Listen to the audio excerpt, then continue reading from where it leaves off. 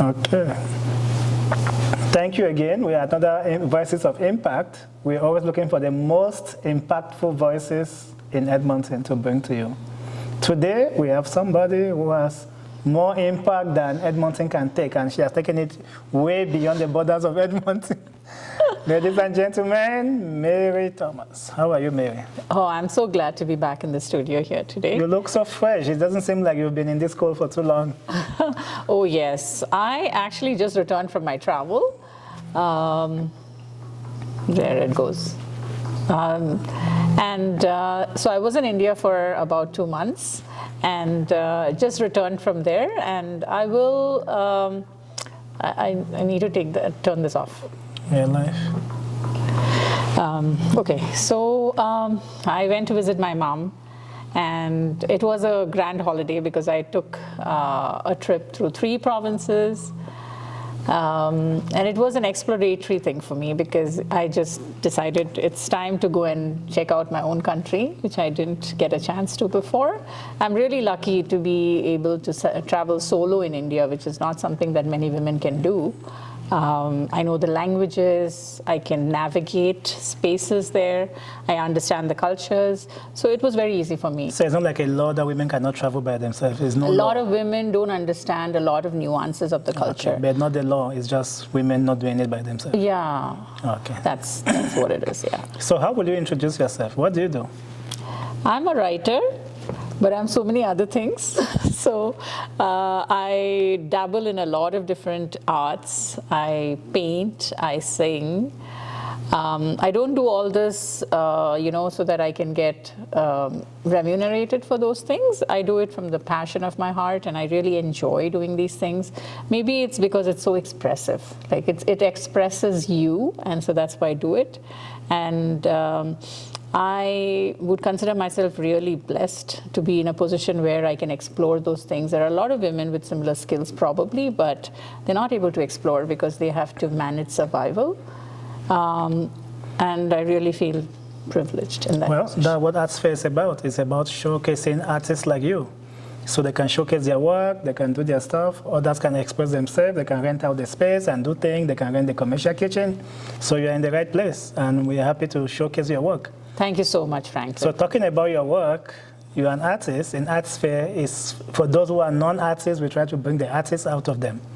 You being an artist, what would you like to share with our audience today?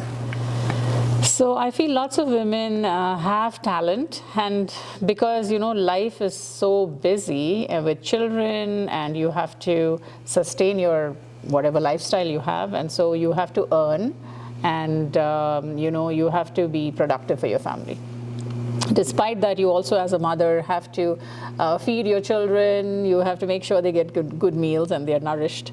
Not just in terms of the food, but also in terms of the mental environment that they're growing in.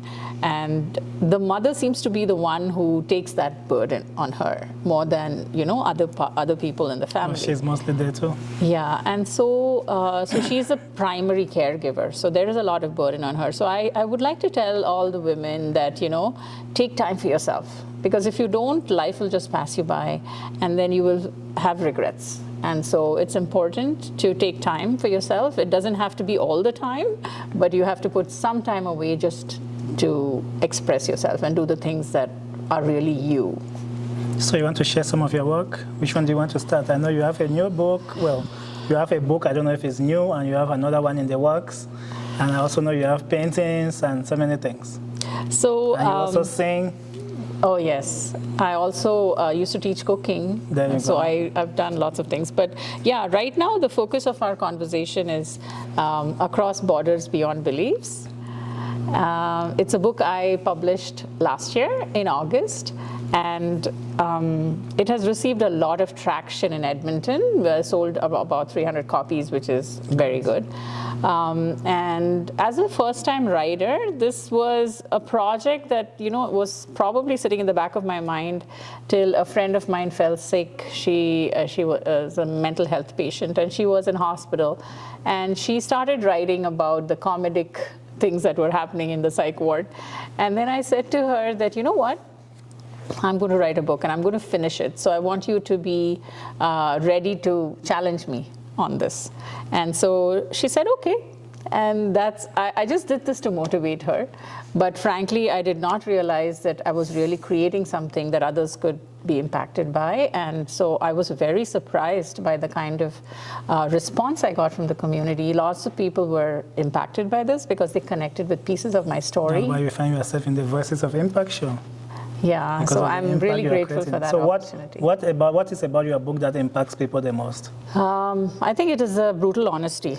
About what? What is your book about? My book is about my childhood living in a middle-class family, which was very modest in terms of what we had, and the joy that we had despite, what we didn't have, and how we did not know anything beyond that, and how, going beyond that and understanding the whole world was my passion at that time itself. Like, I wanted to move outside that sphere, and I wanted to learn more about the world outside. And my book just shows us that, home is not just a place, it is many other things. And so I'm going to read out at some point a read little some paragraph. piece of that. Let's hear something from the book and get inspired and impacted. So I have a small piece that I'm going to read from my last chapter. Mm-hmm. And it's called A Map Without Borders. I've traveled a lot. I've been to Tehran. I've been to so many different places. And so always with this thing, what is home, right? Is it the place that you were born, or is it something else? So home is no longer a house or a passport. Home is the people who let me be all my versions. Home is laughter and tea with a kindred spirit. Home is the music at the end of a long week. Home is a daughter who understands my silence, a husband who continues to try, a dog curled beside me, a new friend who calls just to check in. It is less a place and it's more a feeling, a map drawn not on paper but in memory. What is community? It is not always familiar. It's not always blood. It's the woman who adjusts your headscarf before you enter a mosque. It's a stranger who sings with you on stage. Sometimes it's the people who leave and the lessons that they leave behind. So I feel that everybody has to experience these two things beyond the place that they were born. And that's a beautiful experience all of us immigrants have had, coming to Canada. And now you go to India and you are homesick to come back to minus 20. That's home, right? Yes, it is home because of the homesick people to come back here. to minus 20 because of the wonderful people who've supported your book, who've supported your journey in Edmonton. Thank you. Keep doing the good work. Thank you so much. Anything else you want to share about your artistic journey? So I believe that, there's art in cooking as well. Like, we talk about painting, we talk about singing, but many people don't talk about cooking. They think that is an essential life skill and that's it.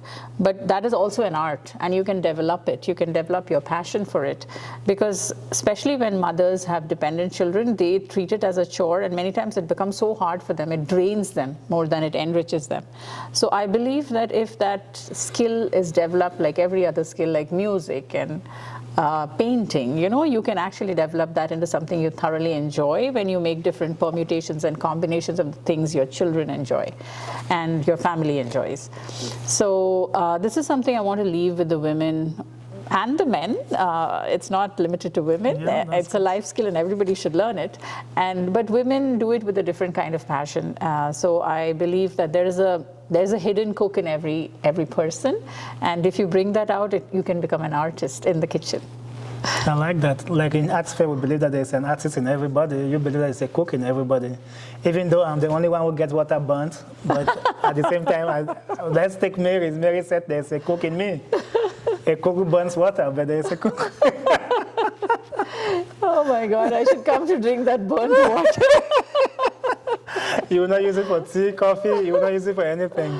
Okay. So, but truly, there's an opportunity to learn. So I think that's I'm sure even Franklin can be a good that's cook. a good place to start. Thank you for coming, Mary. Anything else before we let you go with your busy day? So I just wanted to say that I'm nearly at the last leg of writing my second book. It's called Deconstructing Normal. Okay. And it's about all the normals that we were given when we were little, and how as the world changes and the world around us moves and shifts, we need to change those normals. We cannot stick on to the normals that our parents gave us at an age which was so different. And so we have to craft these new normals so that our children don't have issues later.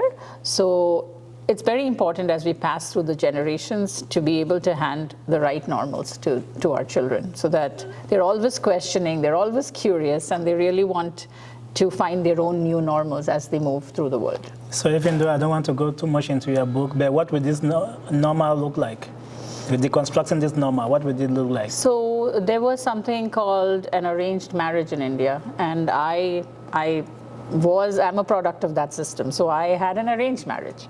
My husband is a very smart, educated man. I'm very lucky that I found him, but because in that system, women are not allowed to go and date and find their match and stuff like that. So now things are slowly changing, but still in rural areas, those things are very common, where the woman doesn't have much of a say in her own most important decision of her life. So in my situation, of course, my parents took my opinion. They said, do you want to marry this man or not? And so it was good that they did, because I was educated, my parents were educated. But in rural areas in India, you find that those systems continue, which are very oppressive. So I believe that though that was a normal for me, I never questioned it when I was growing up. I never thought there was something wrong with it. But when I came out of that system,